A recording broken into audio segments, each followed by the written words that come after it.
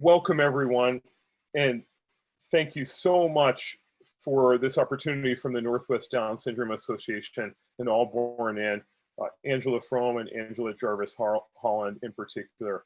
I feel so much gratitude to have the opportunity to collaborate with them over the 6.5 years I've been in Portland at Portland State University. So thank you very much, Angela. Is there anything you need to share, Angela? No, okay, terrific.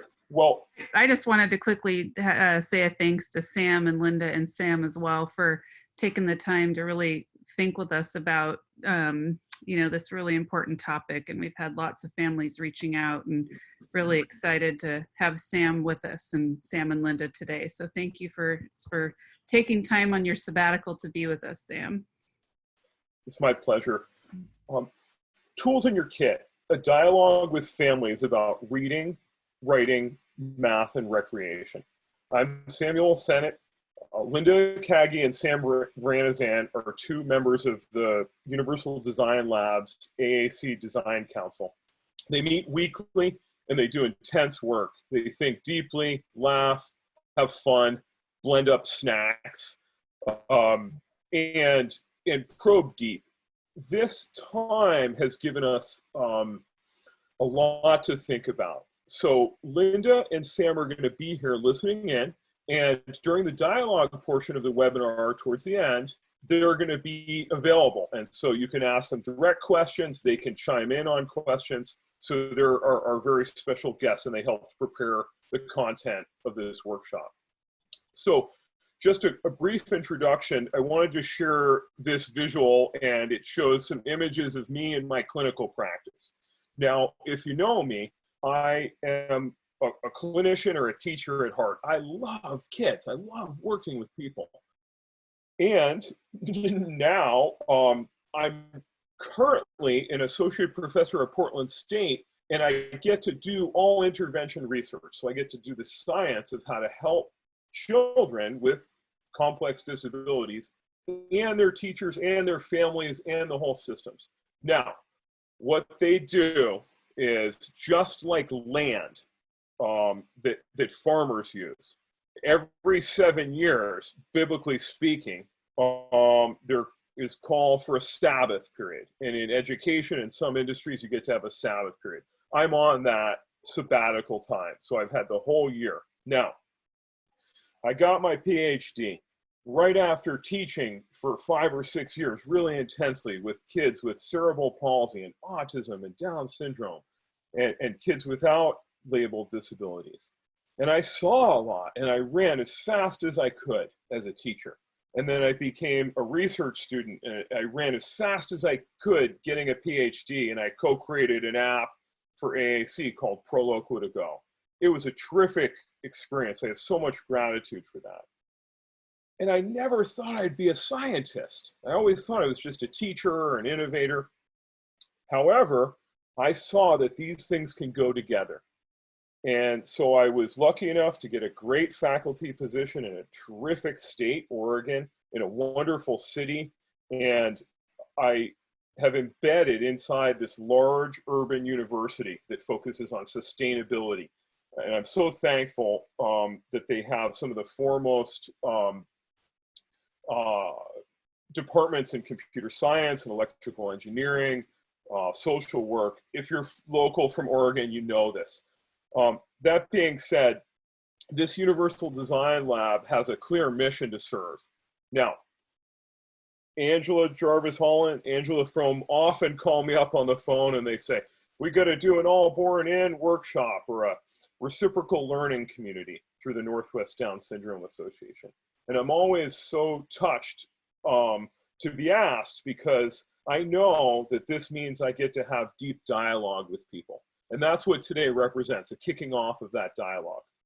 So that's a little bit about me, and Sam and Linda are backing me in the lab, and I feel it's absolutely vital to have people on the core team who have the lived experience of the disabilities whom you may be serving.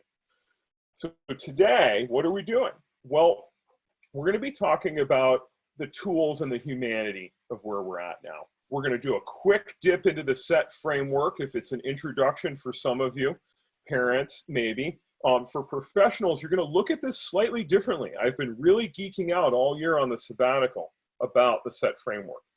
We're going to dive into some reading supports, some writing supports, and some math. We're going to finish up with recreation. And that's going to lead us to some dialogue. We're going to sit with this for a moment. Now, during this tumultuous time, we can get back to basics, doing what we can with grace and intention. And I had this terrific professor, and excuse me.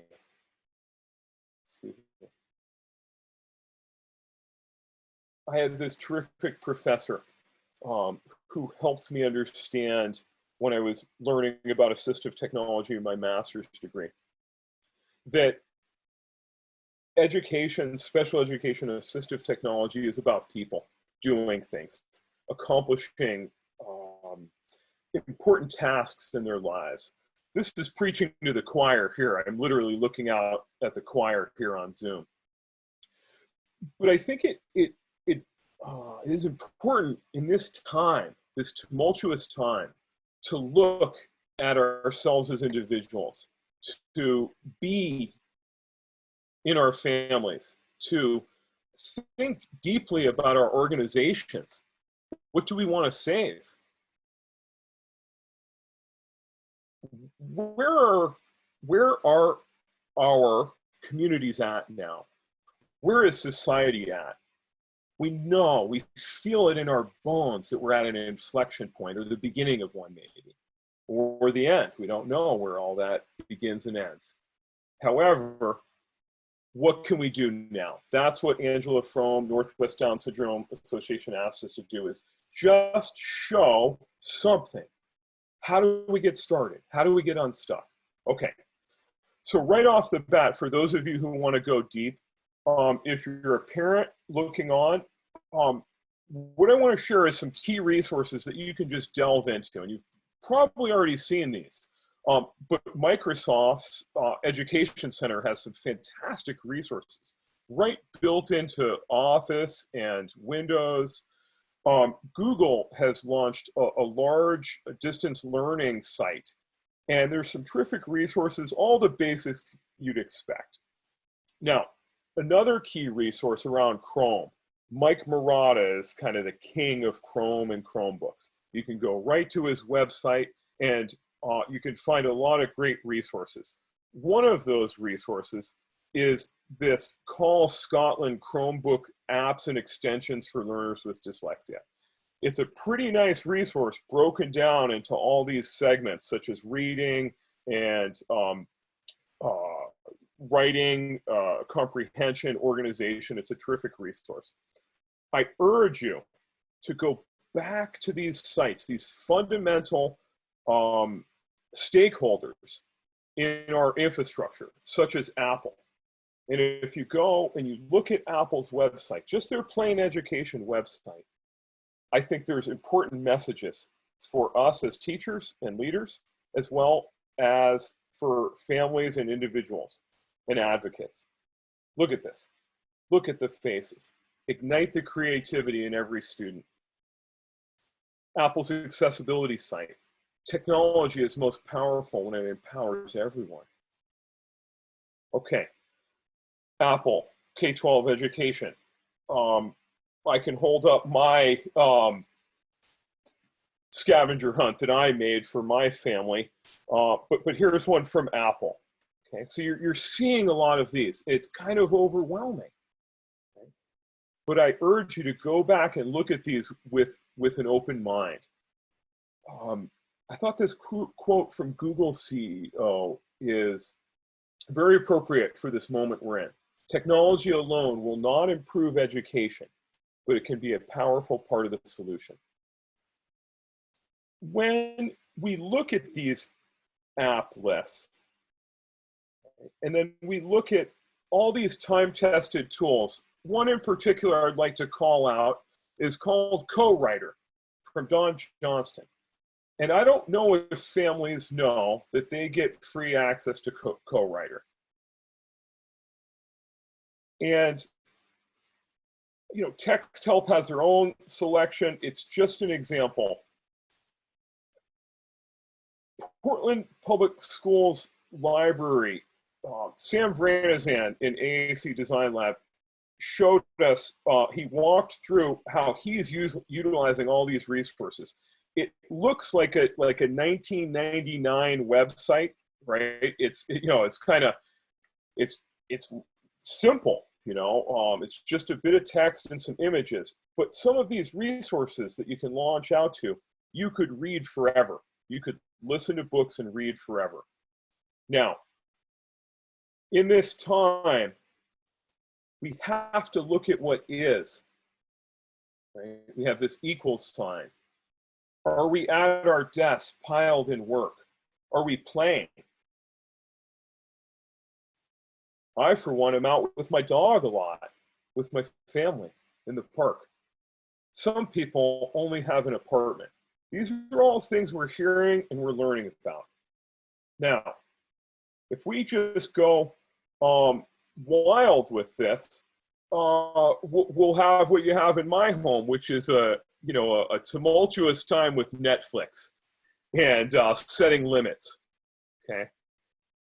Guided access and screen time built into iOS is one example of how you can control this flow and usage of the tools.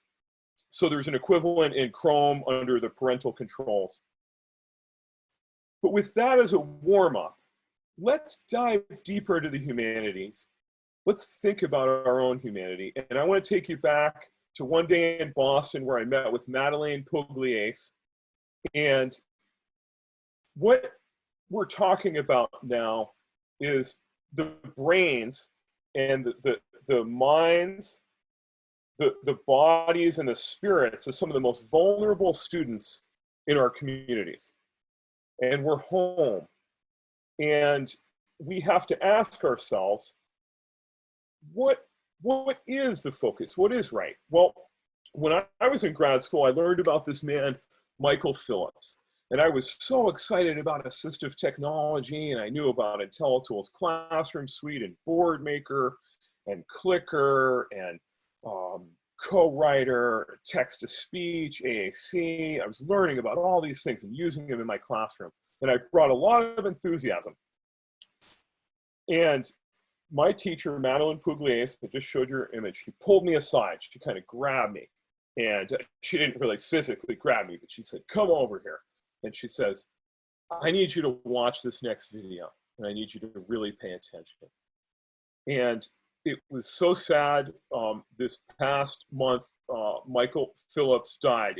This was the video that I saw. And it was a special video that I don't have access to right now. And it was this young man who was about my same age using his thumb to control a very sophisticated switch access panel on his Mac.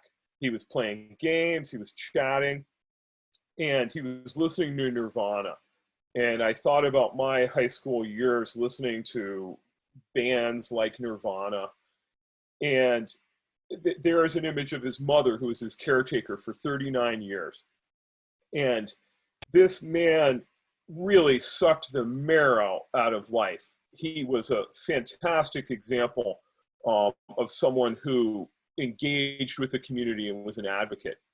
Now, I had to be reined in a little bit with the tools. Now, on the flip side, that's what we're talking about today. We're diving into these tools. But I want you to always be thinking about the humanity of people. Okay, so to remind us of that, I got out there with my team and we started interviewing people. Now, some of you may have been interviewed. I'm not sure who's on right now. There's quite a few people. But here's one child Zooming with his family. And you can see here,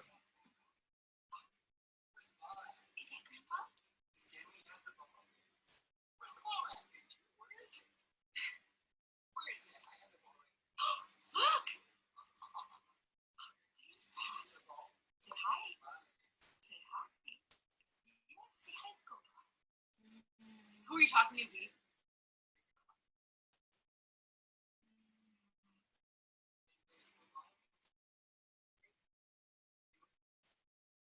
When I spoke with this mother, she leaned in, and when I asked her, so what are you guys doing right now? She said that her school district every week pulls up in a truck and places down 100-page packet in a manila envelope of materials. And they take that said packet, they pick it up, they turn to the left, and they walk over and they put that in the recycling bin because their child can't access those materials. And we were on the interview, we're listening, and she goes, but what he does do is we're really focusing on using his AAC system and modeling AAC. Now, this was just the start of jumping on a Zoom call, but you can see a concerned family member, loving family members trying to engage him and get some back and forth communication. I think this is a nice example, a nice real world example of someone doing the best they can and doing something kind of cool, bringing in family members. Now, you're glazing over because you're seeing all these stories, right? But we have to get back to the humanity of this. And now this story, we put out on Facebook. I go, hey, I want to talk to some people and not my normal crew. I want to get out there. And so this woman I had met a long time ago around Proloquia to Go message, and she goes, my child's 22 years old. And he's been homeschooled. No, sorry, excuse me. He is 17 years old and he's been homeschooled since second grade. And when she told me that he could read going into kindergarten, and the kindergarten teacher, I'm paraphrasing, said, I don't know. I mean, how can we really tell if he's reading? And then she stopped there. He had complex disabilities where he couldn't speak. And I believe that she was right. That was a great question to ask. That's what that is. It's kind of confusing and mysterious. Someone with complex communication needs who can't speak. How do you know how they read? And that kindergarten teacher asking, saying, well, I don't know. How do we know he's really doing it? It's like nails down the chalkboard on one level. But on another level, she's right. It's a good question to ask. And if she only answered or tried to answer her own question, we realized in this conversation with this mother that they could have had it all. Now, she's done this since second grade. The young man's 17 years old. He's thriving. She said it's tough. But I thought that was so powerful to hear from someone who's done this for a really long time. So listening to the homeschoolers could be very powerful. Now, here was her tip. She goes, you got worksheets? You got that 100-page packet? Here's a quick tool you can grab. I never thought of this one, but Adobe Fill and Sign. And she made this quick video. Let's check it out. Hi everyone, this is just a quick video on how we use Adobe Fill and Sign. It's an app that can be used for students that have difficulty writing, and it allows them to type right on a worksheet or a document. So if you're looking at your iPad, you would go to your camera icon, and you're going to take a picture of the document, just like you would take any other picture.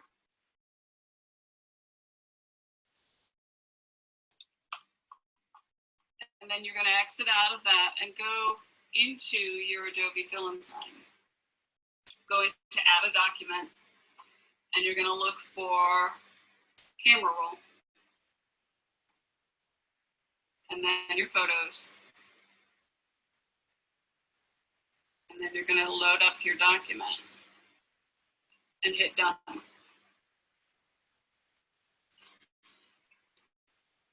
So this is just a typical worksheet, that kids would have in school. You just simply tap where the student needs to answer.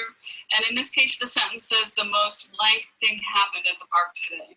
And they're looking for an adjective. So we could type in there amazing, the most amazing thing.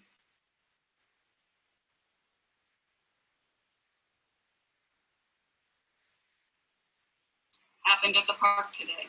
And then you would continue on, and you can use this for math or pretty much any other kind of worksheet. And then the answers are clear and there's no misunderstanding of what the intent of the student was. Thanks.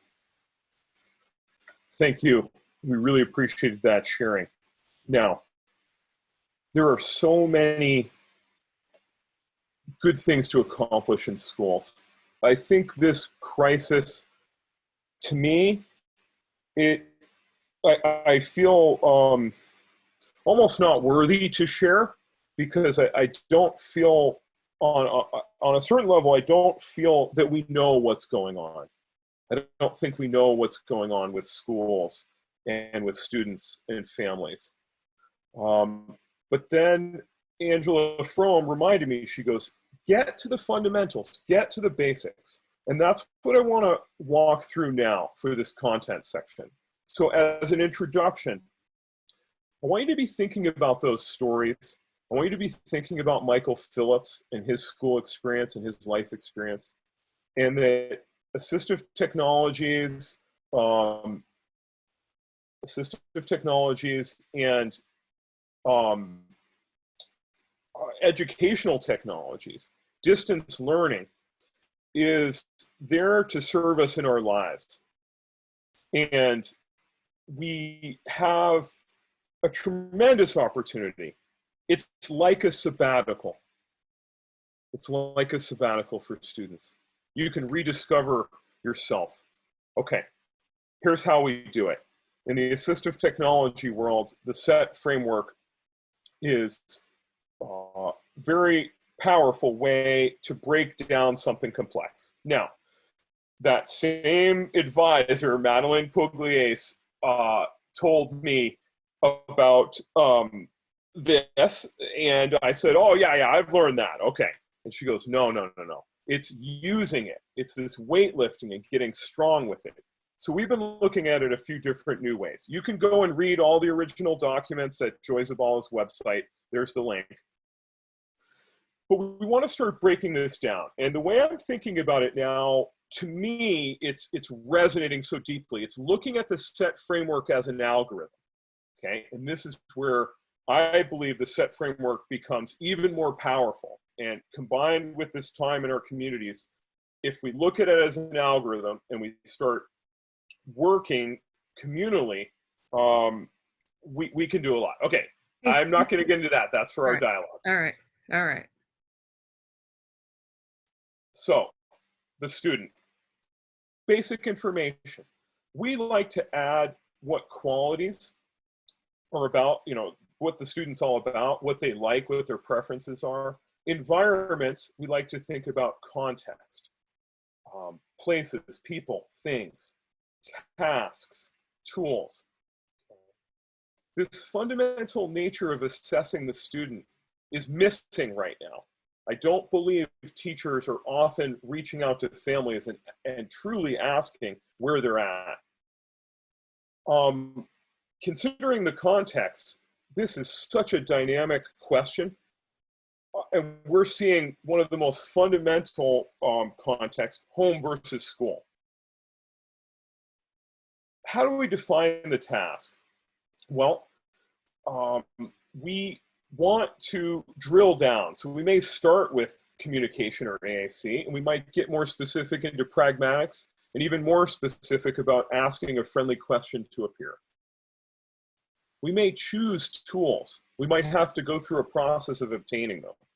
That SETT framework can be as simple as that. It can be feature matching and looking at contextual fit. It can happen in all different formats. You can look at the tools and get excited about the tools like we are today. You can get excited about the tasks and the need to complete them like a peer. Okay, you can read more about it, but let's dive in and look at this algorithm. So let's talk about reading in the SETT framework. First, for reading, we want to recognize that reading is a complex skill. Does anyone know about Marilyn Jager Adams' model for reading from her famous book from 1990? Well, I can walk you through it, but the main point is that all these things happen. You see print or you perceive print with Braille. you hear it sometimes, if you can hear, and you're constructing meaning at multiple levels. So all this is happening. And one of the things that we don't realize is that augmentative and alternative communication is writing, right? It's so similar to reading and writing. We're looking and doing that same process of hearing things and seeing it, making meaning, and going even further by translating our ideas into the real world. So for our first idea here, I want to keep it really simple. Many of us know what augmentative and alternative communication is. This is the choir, after all. But in the community, people don't know that you can use paper books to construct very complex thoughts, or that almost every computer can have a speaking device or speaking system on it. And in my research with AAC, we've found that communication partner coaching helps people get started. So encouragement, showing them the ropes. People are really geeking out on this in AAC right now. It's terrific. I have myself. But now I'm backing up quite a bit and just focusing on one thing right now. It's modeling AAC. What does that mean? It means using the device as your voice. People glaze over with that now. Well, I studied every available research study in this, and I wrote a paper chronicling every bit of data. I've met with almost every major researcher and clinician in this space and had meaningful dialogue with them. And I can tell you, this is one of the fundamental underpinnings of learning a language. Language input's important. So just doing that sets us up for success in reading if we have complex communication needs. The same theory holds true for spoken language with engagement. Okay, let's dive into reading. So that's just a little bit of language, modeling AAC, backing up from coaching. Now, for reading, let's get into this algorithm. Keep it simple. We want to be reading. Now, when we use this set framework, we might structure the algorithm like this. As a blank, so as a student who is blank, blank, and blank in X, Y, or Z environments with whatever blank contextual factors, I want to blank task so that I can blank. Now, when I'm just saying that, I see the images there, it leads to some of these tools, but that road, we take so much for granted. And so let me break it down. So when we think about this as an algorithm or as a statement, we're trying to make a very cohesive statement. So let me do that right here. As a student who is home, working with some family members or neighbors, and has learning disabilities, with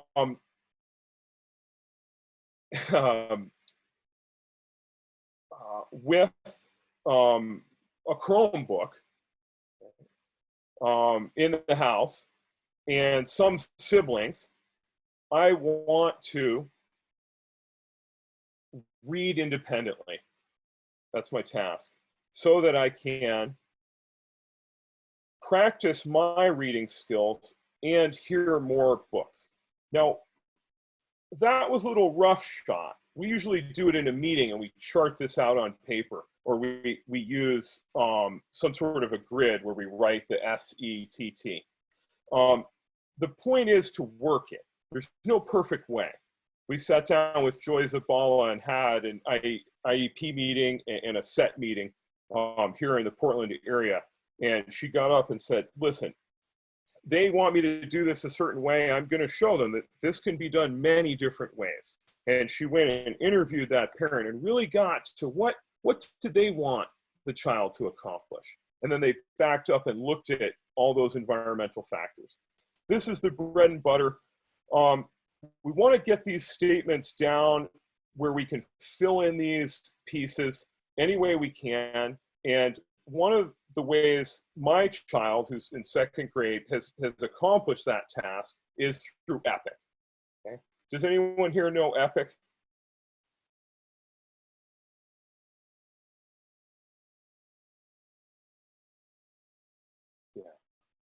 Epic, as you see here, is free, like many of these tools. For Portland Public Schools, my child gets access to this. She's flipping through books. She's listening to them. To me, this is what Classroom Suite was for my students, and it's a very powerful tool. When we look to the libraries, Sam Vranizan sent that great link to the libraries. It points to both Sora, which goes through the public school library, and Libby, which goes through the county library. Many of you know these tools. We take them for granted at times. This is a comic book that I found on Sora of Black Panther. So cool. Now, there's other tools like Tumble Book Library. This, you know, as it says, award-winning storybooks. You can listen to them. It's beautiful. The classic Bookshare. Bookshare is the free resource from Benetech, which is a accessible book repository, and you can sign right up. Newsella, another tool that's free during this time, and Portland Public Schools also has access to.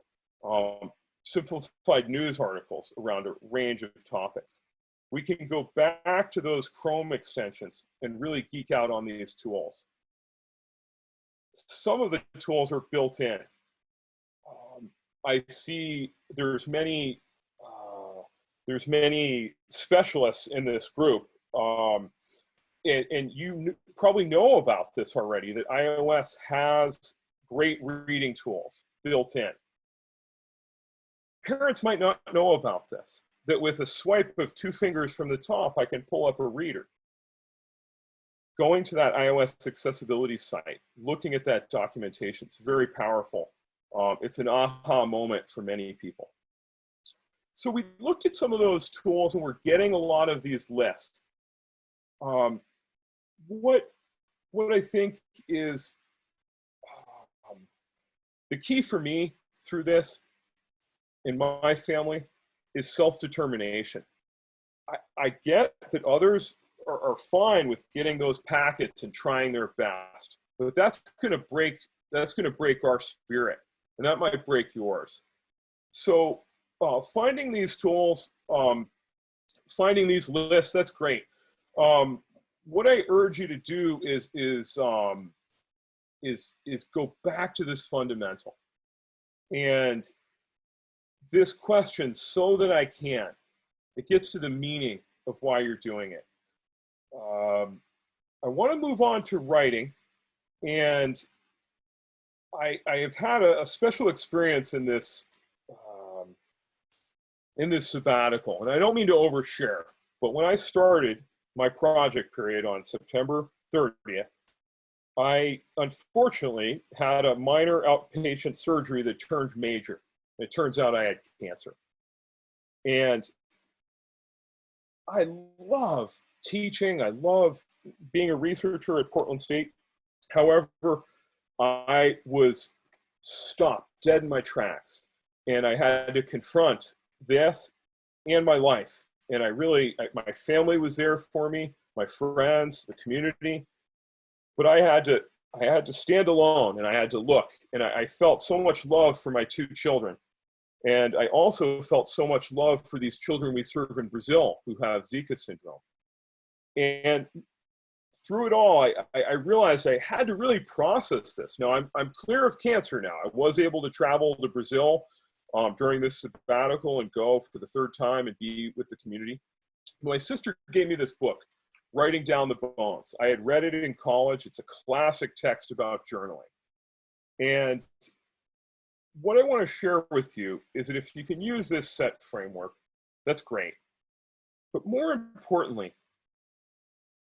I think this is a time of sabbatical for everyone. And so for me, I started journaling. I just got my notebooks out. They're everywhere now. And I started writing. And in Writing Down the Bones, it's a prompt-based writing system.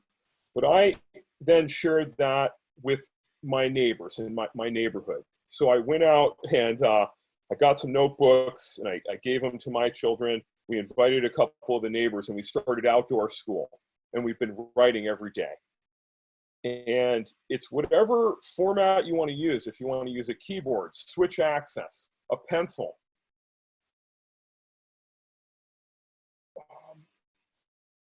This process of being a writer, I think it sums up the approach to COVID-19 and looking at these apps, is that we have to be self-determined. We have to be advocates for ourselves. So if we can reflect and take that modicum of time to reflect on what we want, it's very powerful. Set Framework can help you with that, but just really thinking about it and spending some time. So how do we get young writers writing?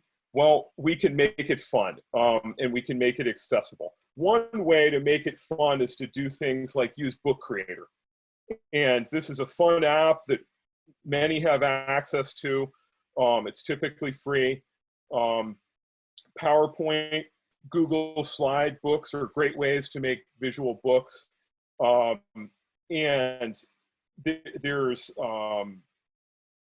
a host of other fun ways to get people engaged with writing. Now, I saw a young man with Eric Sanders, professor in communication sciences. We went out and saw this young man, and he had his pencil and his hand was shaking, and he was crying because he was so embarrassed he couldn't write what he wanted to write. His hand was shaking and he was crying, and he sat there and he wrote one word. And we watched him and we really felt for him. We came back, we brought in the tools, and he tried co-writer, what I'm showing up here. He sat down, and we have this great video of him snapping at the keyboard and then using the word prediction. Sometimes it's cliched, but all a kid needs is an alternative pencil, another way to generate text. So check out Don Johnston's free resources during this time, Text Help. Another one, if students have more complex needs that's free right now, is Clicker. You can get this right away on your Chromebook, Windows, Mac, or iPad. Fantastic resource for word banking. Now, if you felt like that young man did, I feel for you. And if you could, speak to type, this is something that back in the day, we had to train the voices, and it was an arduous, expensive tool, drag and dictate. Now, in the age of Siri and Amazon and Google, we have these tools built into the fabric of the web. Google has taken the web speech API and made it available in Chromebooks. One use of that is voice typing in Google Docs. And all we have to do is go into the tools, go under voice typing, enable it, and then click on the big button for speaking, and we can have voice recognition in Google Docs. It's fantastic. Now, for learners who have disabilities who are at a beginning level of writing, they need to feel the motivation too. So classically, we've had them read back their writing in different ways. Step switches, there's a lot of ideas for plan, sequence, social stories. That can be a type of writing. The main point of that is to encourage people to find their voice and find a way to share. So with writing, I want to go back and look at Book Creator in particular. And people have some terrific stories of using tools like this. And to me, I love the idea of this, but I don't use it very often. What works for me, plain old Google Slides. Just throw up a picture and some text and move on. If you want it to speak, we can also suggest a really nice extension that makes it speak. And we can share that. So as we turn the corner here, I've laid out a whole bunch of tools. And for families, we get overwhelmed with all these tools. I want to show you,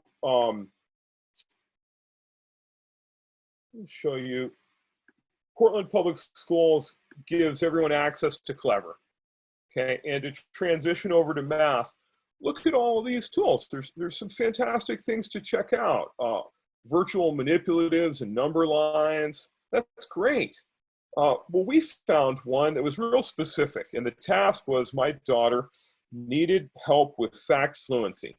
And I had heard about this in my research degree, the man who made Mastering Math Facts, Dr. Don. And Don sold that, and he made another tool called Rocket Math. It's worked for us. It's a fluency building tool for addition, subtraction, multiplication, and division. There's so many tools out there now. Khan Academy is a fantastic one. We've really gotten into Prodigy. It's a gamified math tool. These are some of the things to check out. Now, how do we do that fitting? That stretches out from preschool to elementary school, middle school, high school. It's that same process of matching that tool up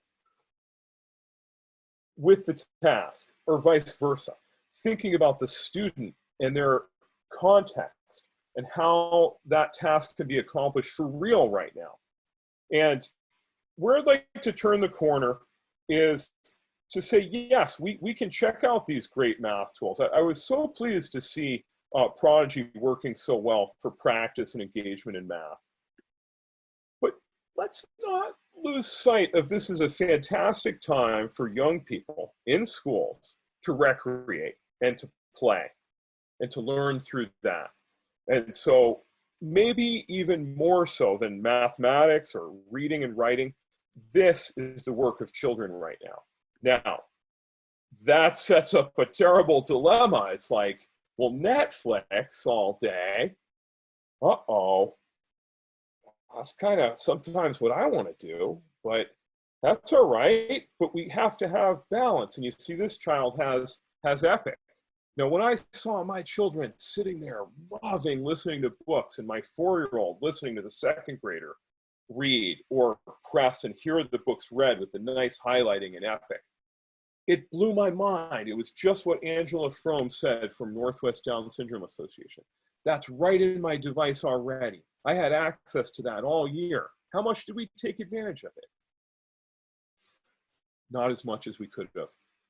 These tools, the point is, these tools are available now. So, you know, the recreation stuff, it doesn't have to be mind-blowing, okay? But look at this one. I got a text message from a close family friend that we've also collaborated with around AXC. And this young woman's really been playing the piano for hours at a time with her YouTube music. There's nothing more important to her than loud techno music and YouTube videos. She's a high schooler. Sam Vranizan showed us that the zoo has these virtual cameras that you can look at. There's a lot of things that people are talking about. For me, I'm glazing over with so many of these. What I urge you to do is really take this seriously. And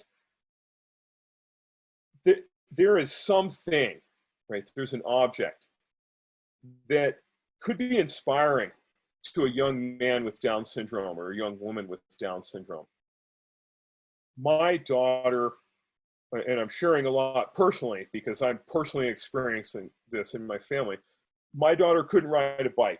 She's 7 years old. She liked using the training wheels. Well, she fell a whole bunch and she took those training wheels off, and she's riding a bike 1 week later.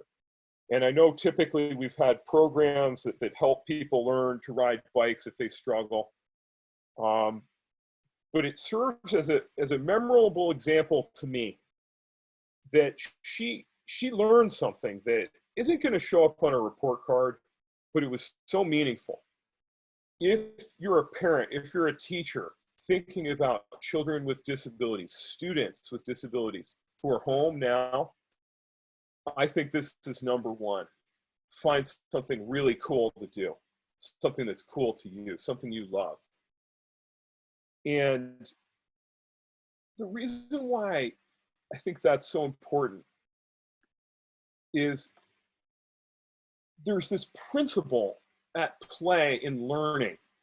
And Karen Janowski, who I spoke with this week, urged me to really look at some of Mike Murata's work and some of Microsoft's work. But I recalled after our conversation that she used to show me this video, this Did You Know video.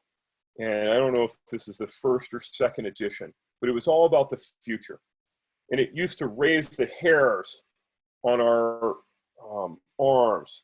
We felt so inspired that there's these new technologies and that things are changing so fast. It was kind of scary. And it connects to Moore's Law. And, you know, Moore's Law, that's very interesting. We're here in Portland, where Intel has a huge presence. And I've been studying the way Intel and Google run their projects. We're collaborating with Intel. We value this Moore's Law and technology, but I'd urge you to think about something simpler. It's called compounding interest. You start investing money and it grows because of interest. And then that grows bigger and bigger. Well, learning's that same way. And if we take and hurt the spirits of our students by force feeding this stuff to the families, I think it brings me back to Michael Phillips. And I've only met Michael a couple times and only chatted with him online, a few dozen times. But my friend spent time in his house. His PhD dissertation was spending deep amounts of time with these families. And he hung out with this guy and his mother. And to me, if we're going about this business as usual, I think we've missed so much. We've missed the humanity of our families and our students. So I don't know what that thing is for you.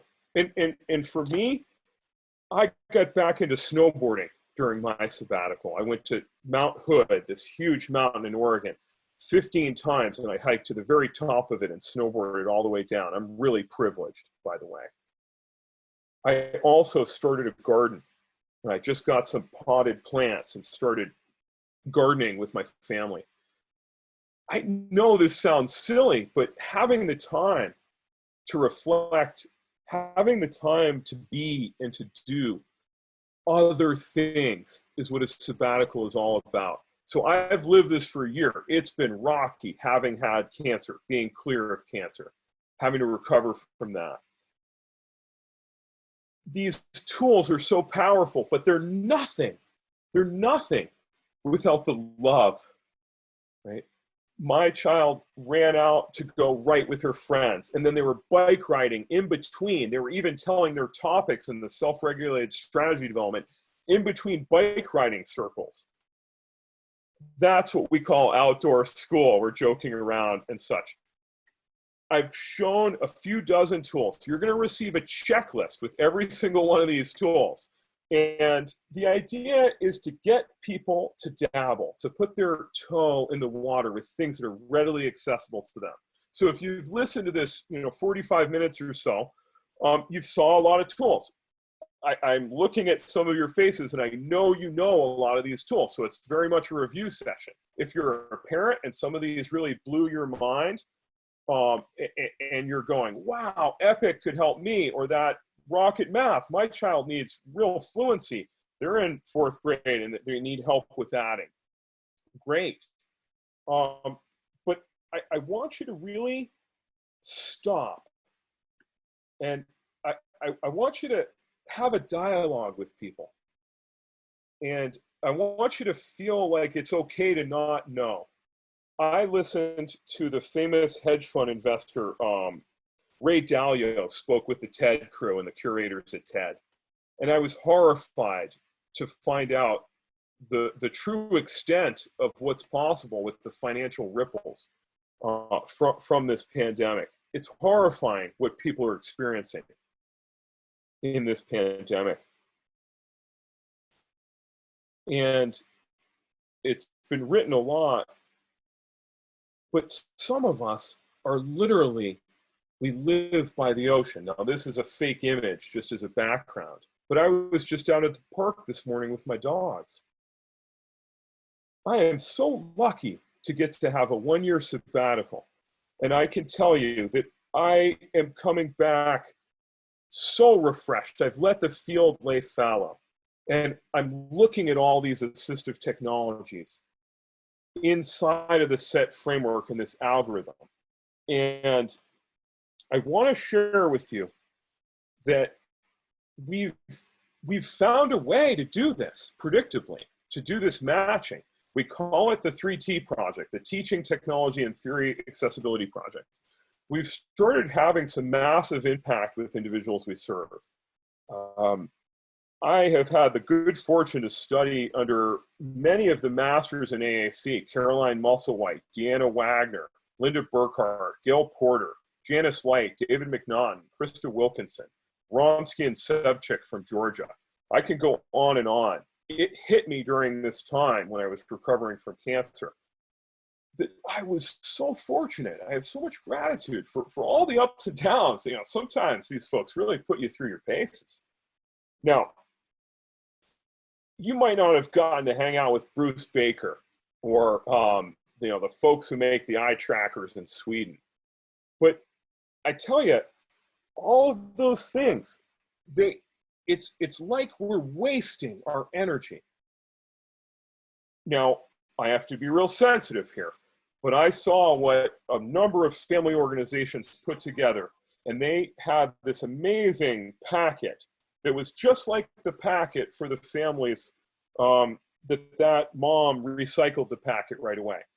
And I don't judge us for trying to help. I'm trying to share some tools right now, but I want to shift gears with this webinar and open up the dialogue to a free-flowing conversation. We can talk about some of these specific tools, but I want to hear what people are really experiencing. What's resonating the most with you? What's surprising? What do you fear? What can't you do? What do you think you can't do, but maybe you could? What are your dreams? What do you wish for beyond all of this? If you could wave a magic wand, and I only say this every once in a while, but if you could wave a magic wand, what would you manifest in the assistive technology world?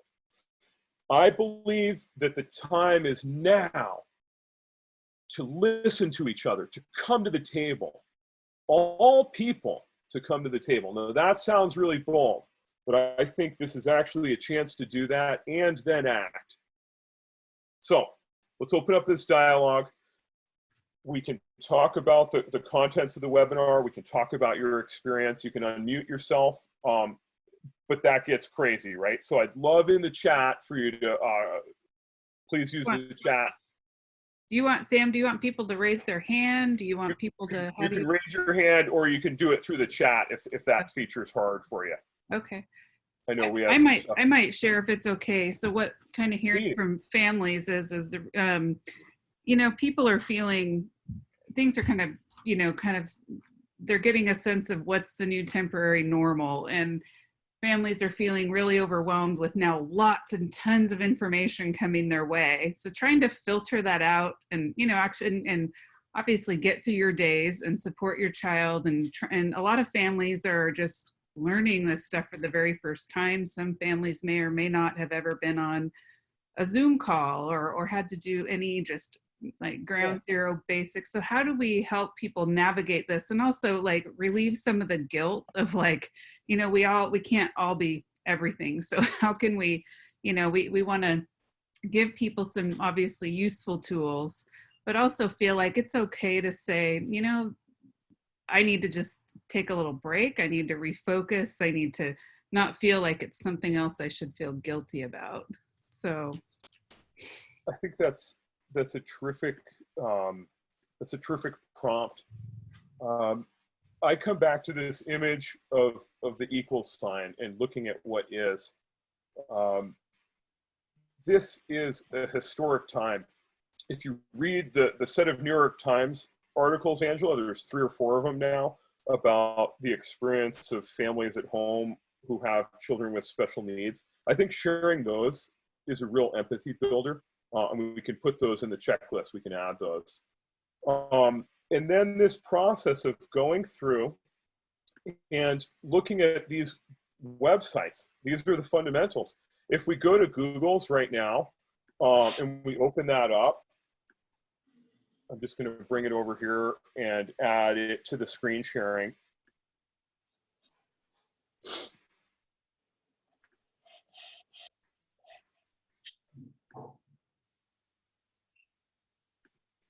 I have something to share.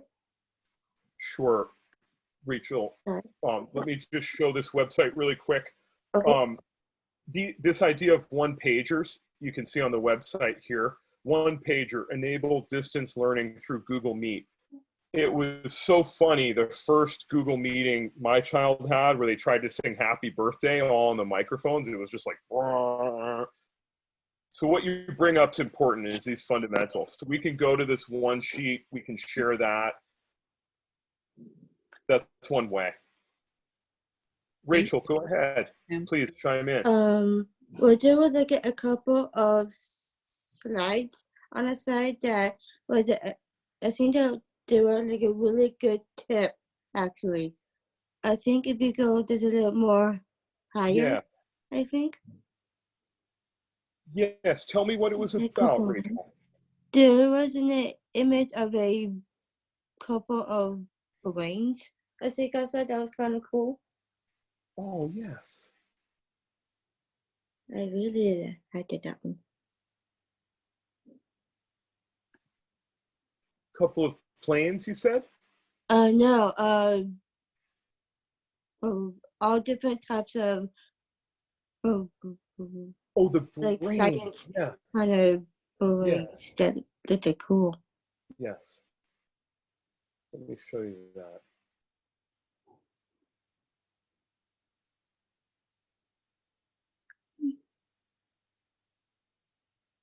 Where did it go?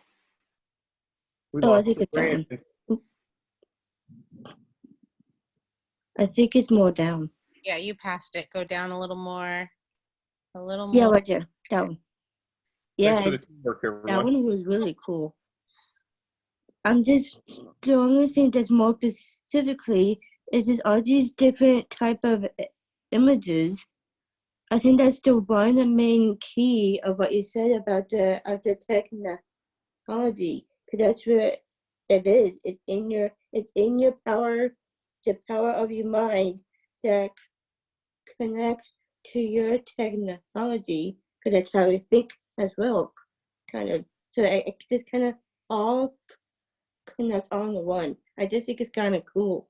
That's absolutely it, Rachel. That's exactly it. It's those connections between the tools and the people. Now, what we talked about with the SET framework, I have a lot more work to show how that algorithm can be really easy to fill in the blank. We're working on that. But if you start building the self-determined fluency of an individual, a child, in making those connections with tools, and they see that power, it creates exponential growth.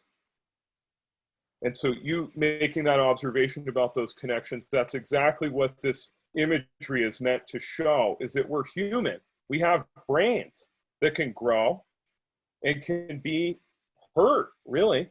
We can hurt our brains.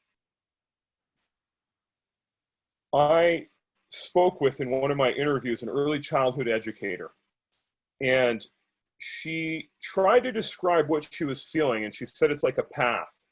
And she said for the children, we have to be developmentally appropriate. She talked about Vygotsky and that she could help pull them along. And we talked about when we're forcing children into situations with distance learning that aren't appropriate, we're not honoring their developmental path. We're not optimizing for that social learning.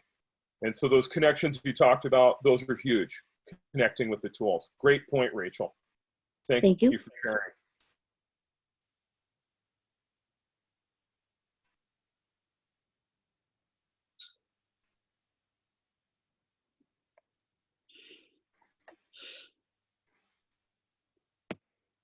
Oh, okay. One important factor that we didn't talk much about is Julia Sparcer Brown in the chat is sharing that her terrific Project Lee literacy project and multilingual literacy project is up, and they have some terrific COVID resources. So definitely check those out. I think that's a terrific example of a hardworking team who's lived this experience for many years in literacy instruction, and now they're primed to share. What a great resource. Thank you, Julie. Carrie is sharing about her 20-year-old son. Carrie, do you want to come on and tell us a little more about that? Okay. Please. Yeah. Hi. I was just really overwhelmed with, we had never really gotten information. I've been asking for information for the last 2 years that he's been in the program about what they're working on, and I was unable to get anything, and then this came and we got everything. And Wow. I couldn't do it. I couldn't keep up because he requires, me to sit there through 4 Zoom calls a week and all of his assignments and everything. And so we just decided, like, we'll do the things that are make the most sense for him to advance the skills that he needs, and a lot of the things that are just busy work type things that we're just not going to do it because it's too stressful. So what does his writing look like? He uses Proloquo Oh, okay. too, and he's pretty good at typing. Nice. So we're concentrating on some of the things he's working on with his main teacher, that his IEP goals about writing and reading, and then the work site learning. He was working at Meals on Wheels and working at a music store and things before all this, just doing volunteer work. And so we're concentrating on the work site learning teacher made a lot of PowerPoints and activities for them to work on things like laundry and things to like work etiquette and learning about that kind of stuff, and good things, practicing, and the lessons are meaningful, and so we're doing those. Oh my gosh, so you've done that fitting is what you're saying. Yeah, so we're doing what works for us and what I think will be the most beneficial in the long run, and we're not doing things like make a COVID-19 time capsule and that kind of thing, because I just don't have it in me. Now I want to segue, and if you could come on. Alicia shared something very interesting. She really tried to do this interviewing and fitting right from the beginning. So thank you, Carrie, so much for sharing. Let's hear from Alicia and see how that feels. Alicia, tell us about what you did. Hi, Please. all. So I actually started off that first week of distance learning. I basically had what is semi like a mini set meeting with every single parent. And I kind of talked about first I checked in on them and checked in where they were emotionally and how they were feeling with all of this. And then I talked about their kid and how they felt about distance learning and what they felt their capacity as a family could be in terms of distance learning and what they wanted for their students. And so each of my students has a different set of tools and a different set of tasks that they do every week with their families based on what they can do. And that I think it took off a lot of pressure of feeling like, oh, I have to do all these academics and I have to use all of these tools, or my teacher's going to be mad at me or something like that, or my kid's not going to make any academic gains. And then I just sent out specific plans, and that really helped out the families in figuring out these are the tools and how you get to them. And then like I have a student who every day he's just working on yes and no and working in his gait trainer, and that's good. That works for them. Wow, Alicia Chavez, that contrasts so much from one of the families we heard. The same family who got that packet, they go, we purchased the gait trainer, it's ours, but they won't tell us how to get it in the school. These are the hypocrisies that we're experiencing. I know it's tough to get a gait trainer safely, but seems like we could problem solve around that. Alicia, people want to chime in. Your example, I know you care so much about your students, but just thanks for sharing it. I know for a lot of us on this call, that's the norm and that's straightforward. But I think we need to pause and speak that out as examples to each other. Okay, Dan, please share. I just saying to Alicia, I saw the website stuff. My Aunt Kim gave me a Vranizan Academy. It's like learning in math and history. Also easy for your son. It's like just create your own account. Do you mind typing the link into the chat, Dan? I would do my mom would send to that. Perfect. Yeah, I'll add it to the checklist. Terrific. Yeah. Good. Thank you for sharing that. Yeah. Ada? I'm just sharing about the brains. About like my brain is like big, massive. Yeah. Like like tools. What are like? Because I'm totally like I am a multiple brain going on. It's like claustrophobic around like this the sounds close to my head can be claustrophobic, like beeping noise, sounds, those sounds in my head, and like any like like talk too loud or angry stuff like that. Just put my headset and listen to music and help me focus. Oh, wow. Yeah. This focus on recreation in the workshop is all about what you're saying. It's finding the things that work in your life. You know, Dan, you have a lot of friends too, don't you? Yeah. Yeah. Yeah. How do you feel being, a 21-year-old college student away from your friends? I feel good. Just like drinking alcohol drinks, like cider of those, and I just like hanging with family. Works for me. Yeah, it's a different time. Okay. Well, you have such a good attitude. And And now, yeah, we're going to shift gears. Ada's been I just waiting. want more. Oh, one more thing. That's Sure. That's fine. That's fine.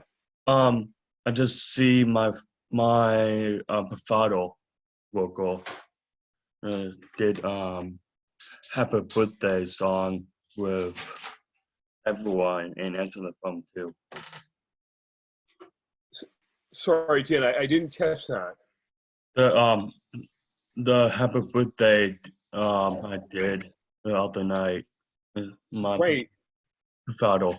Dan, you were saying that you're using technology. You celebrated a 21st birthday, and so you had friends and your provider, all the people that you care about were able to zoom in on your birthday and sing to you, right? That's what you're saying? And Yeah. do a toast. Okay. And my close friends are Rachel Yeah, and great. Sam. Yeah. Thanks, Dan. That's a terrific use of that technology, Dan. Thank you. Yeah. Okay, Ada Romero, and I hope I'm saying it right. Yes, you're saying it right. Thank you for sharing. I feel excited to hear what you have to say.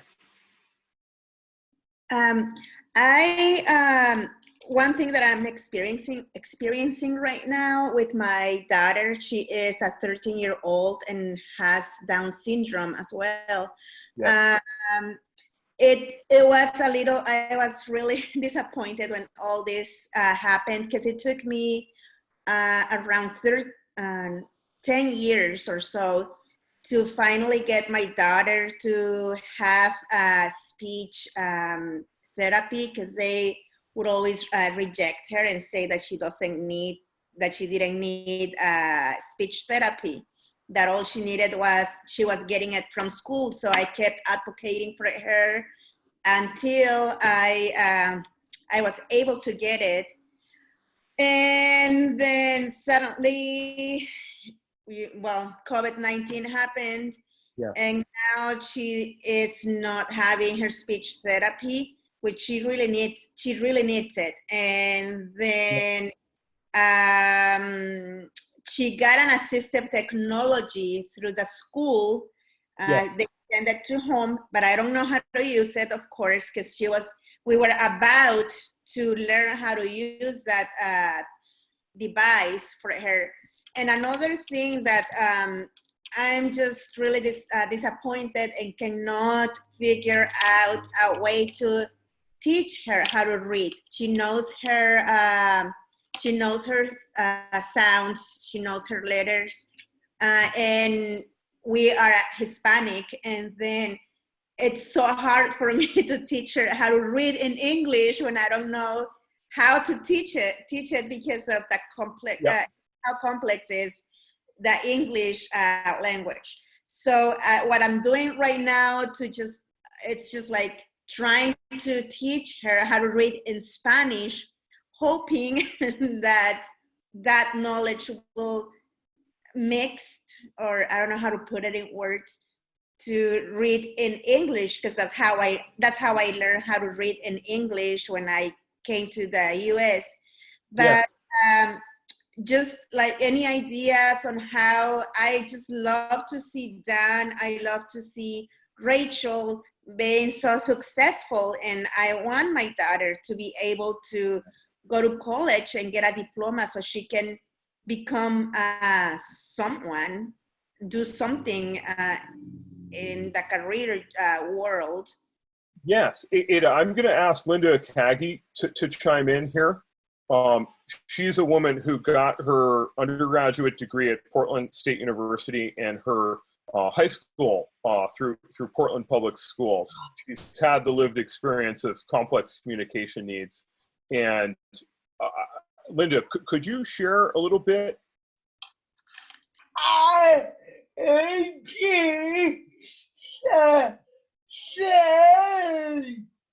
You're getting so sad for the kids.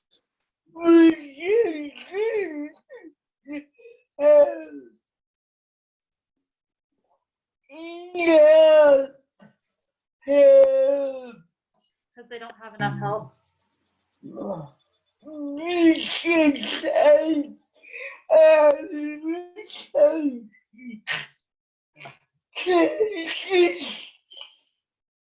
wish you could change it?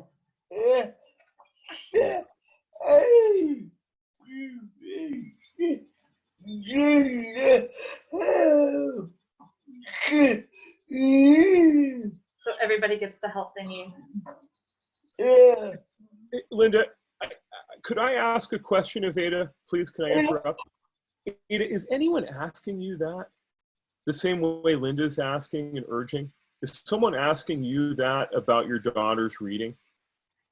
No, I sent the teacher, her group, the team that we're working with.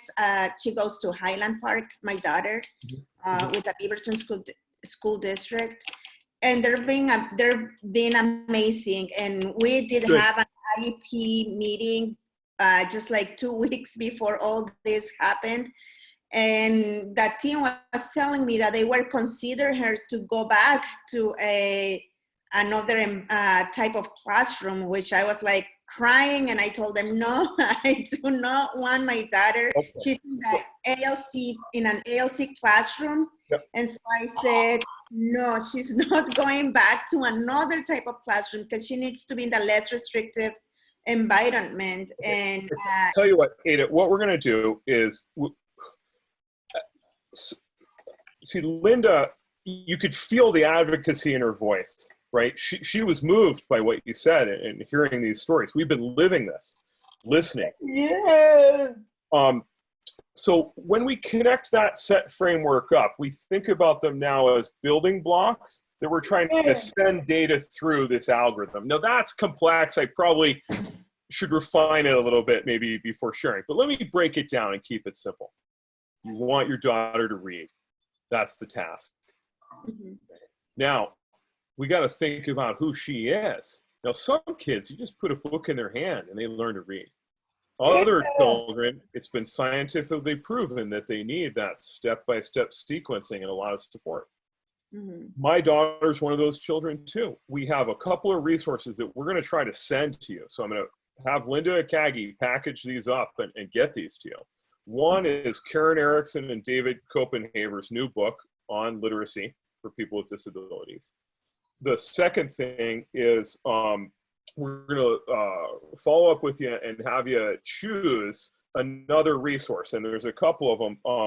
One is this little activity around phonics, and it's a real constructive way to do phonics. It's called Making Words. And there's a whole book that you can follow really easily. And there's a couple apps that you can do the same thing.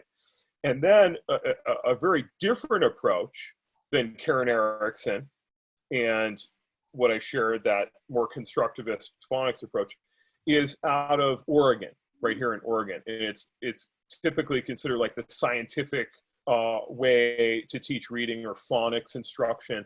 And there's a book called Teach Your Child to Read in 100 Easy Lessons. It's kind of a cult classic in special education.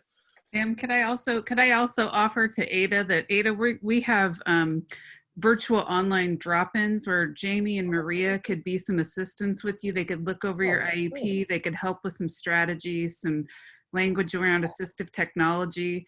So just know that that's also a resource, and we are here and available for you. So, if you want some extra support around strategy. Yeah, I think that's really language. powerful, Angela, to just to say to you, Ada, to not feel alone in this, to get support from Northwest Down Syndrome Association. Keep leaning into the special educators. They want to help. Yeah. But then to empower your own knowledge. Yeah. These couple of simple books, they're pretty well written, and they're good resources combined with the tools. Now, a few people in the chat were chiming in about audiobooks and really geeking out about audiobooks. Have you ever tried Libby or Epic? Are you asking me? Yeah, Epic. We have been, I tried Epic. I'm an instructional assistant through the Beaverton School District. And so I got a free account on Epic.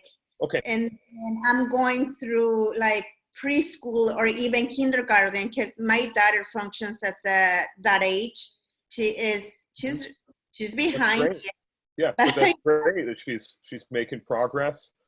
Yeah. Linda has a whole slideshow that she's prepared about her lived experience, and she's a great role model. I'd urge you to also reach out and see if your daughter could have a conversation with someone like Rachel. Yeah. Or even a reading buddy, that Rachel, I don't know, I'm not volunteering you, Rachel, but someone could read. And it could be like a peer mentor and a mentor around your daughter's disability. And I don't mind. Get in touch with them through through Northwest Down Syndrome Association, I think is the best way. Okay. You can go over there to help.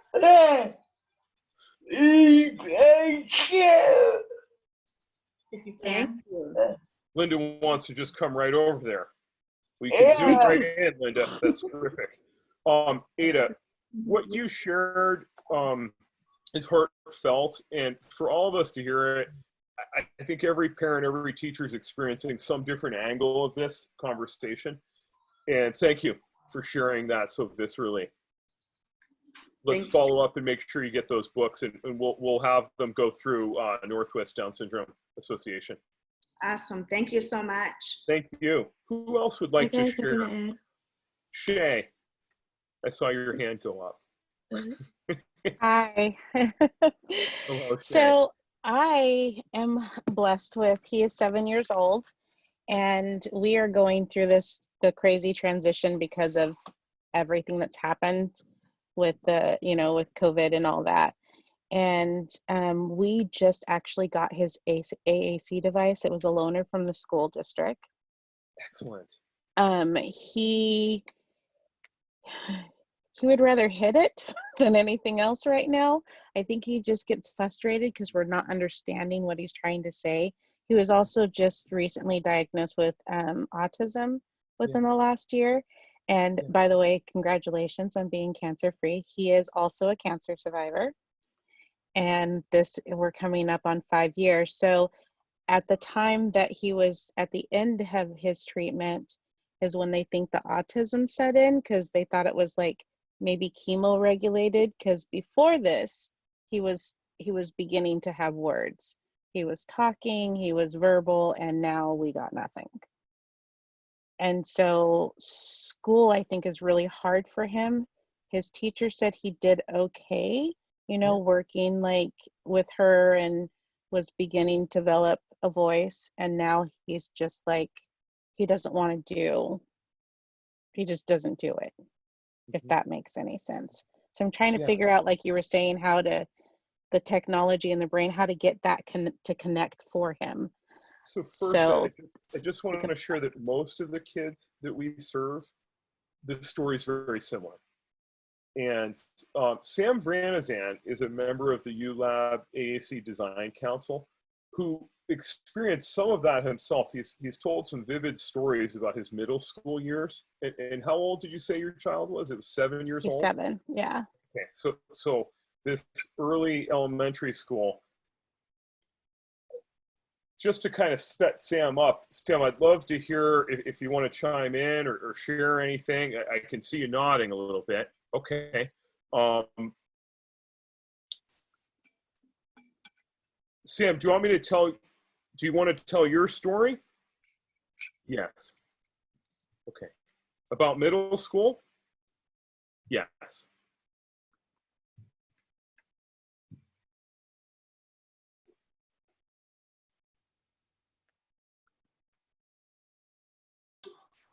Row 3. Umbrella.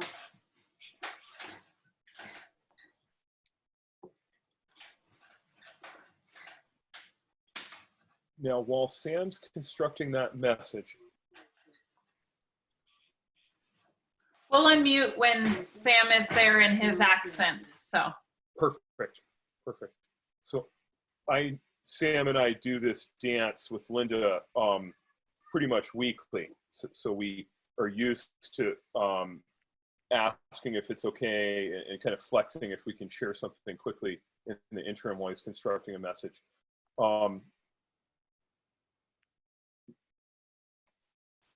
The people here in this group, I want to invite you, we're going to launch a special course. And we're going to send you the sign up for it. It's for families who want to learn about AAC. We have partnered with some families in rural Northeast Brazil, and we've obtained a grant to take all the fundamentals that we've learned about AAC and in community learn together. And so we're very excited about it. I am a little scared that we don't go back to school in the fall. And then what happens? I kind of have that or same fear. if we do go back to school in the fall, it doesn't matter. The cat's out of the bag. We have seen unequivocally the home to school connection in special education through this. It's been exposed for all the good and the bad. And so I think Sam's story that he's about to share, oftentimes, whether it be the story about the kindergarten teacher who didn't think that the child who used AAC could read, it hurts us and we get upset. But I urge all of us to have patience with the teachers and to have patience with each other, and to at the same time push each other, right? Because we can say follow the child's lead, but what if my child wants to watch Netflix 10 hours a day? I'd rather it be Bookshare. But preserving that spirit, preserving and finding out even what he really loves, I think is the role of the teacher, and to encourage that and accelerate that. Yes, we teach skills, but they're very meaningless if our spirit's broken.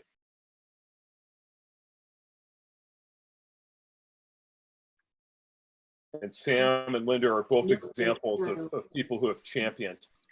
Activity. All right, Sam, I think found it. It's a little bit about him, and it talks a little bit about his experience in high school as well. Hopefully you can hear. Hello, my name is Sam Vranizan, and I am 32 years old. I have lived in Portland my whole life. I have been looking for a job where I can educate and teach children for a while, and getting a job is more complicated for an AAC user, but I have not let that stop me. Augmentative and alternative communication, or AAC, is a term that reflects a variety of tools that replace or support natural speech. I volunteer at the zoo, Shriners, and as a wrestling coach. I have a part-time job on the AAC Council at the PSU Design Lab, where I help design and organize social gatherings for the AAC community in Portland. A dream of mine is to work full-time at Shriners Hospital, where I spent a lot of time as a kid. I am still working toward my dream job, and I am excited for what this opportunity could be. I have been using assistive technology since I was a kid. I had some bad teachers who didn't believe in me. When I was 14, there was a speech therapist who gave me a chance and taught me to use my first device. I still smile when I think about her because she helped me be able to speak to the general public. I think you should know this about my story because I want you to know how important your role can be in one person's life. It made such an impact in my life that I have tried to be an advocate for other AAC users. I am on the AAC Council, the AT Lab Committee, AT Social Group, and co-president of Big Tech, which is a group of AAC users trying to bridge relationships in the community. I get so excited every time I go to Big Tech events and get to spend time with my peers. I also mentor a young AAC user who has cerebral palsy and reminds me of myself. I know how much it benefited me to be around fellow AAC users, so I believe it is important to start modeling communication when kids are babies, and to realize they are not alone. In my experiences of being a mentor and an educator, I believe that this role would help me continue to fuel my passion to serve our community. I hope that through this experience, I can demonstrate what AAC users can do, not just for other AAC users, but for everyone.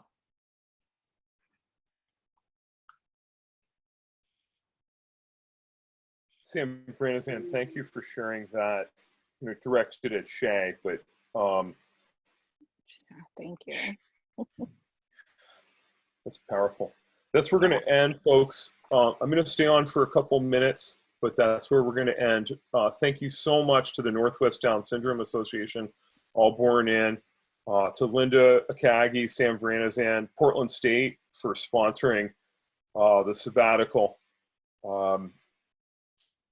We are dreaming right now, and we don't know if we're awake or asleep. This is a scary time for some, a restful time for others, but it's a pause for all of us. And I, for one, have hope. And I think that this is a time to rebuild in unity at the table. So there's some tremendous opportunities in the grant space right now. We have to come together as a community and pursue those, listening to each other. Thank you, everyone, for sharing and for listening to me. Have a terrific day. Bye.